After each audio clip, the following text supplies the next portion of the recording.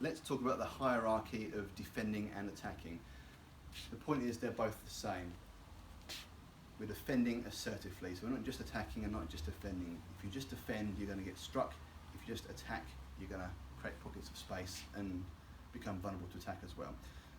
So how do we then approach any fight? We're going to start off with Chi-sau, so quite an advanced level of mock fighting or preparing for fighting.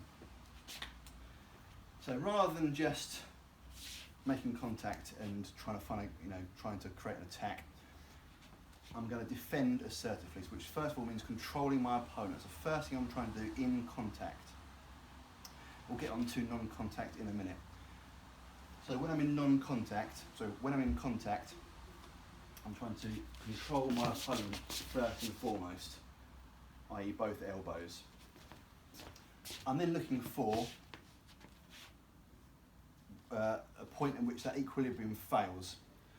So if I'm changing, for example, or Anthony's not got a very good on guard, or he's got a low, his elbows are sticking out, or his guard's low, I'm looking for a gap to strike, and that's the first thing I'm going to try and find. And then from there on, I can then capitalise on that attack. But my first priority is to try and defend assertively, to control my opponent, and then get to the gap, I then exploit it. The next point is if Anthony's very good at defending, he's got good on guard, his hands are high, I can't find a way through. Okay, in which case I've got to really create an attack, I've got to design an attack. It's not going to come naturally, there's no gaps for me to attack naturally, so I've got to basically create one. Because we get into things like lapsaus or coming away and Bielsa kicks. The point is, my first and foremost is to go for gaps in defence, and then if that's, tighten up, if that's then not possible, I've then got to create an attack, okay, using whatever means I can. So in Chi-sau that comes through contact reflex training.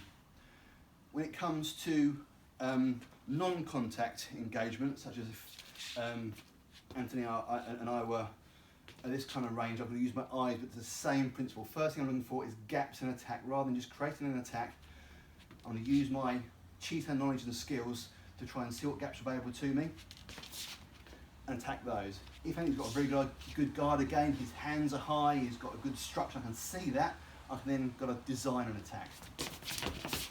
Okay, the first and foremost way of using Wing Chun in fighting is to use that touch reflex and that eye training to determine what the gaps are, where they are, and attack them. If that doesn't work, and only if it doesn't work, to go for designing an attack afterwards. The latter is more dangerous, but unfortunately is often necessary. So look for gaps, defend assertively, look for gaps, and then create an attack if that fails.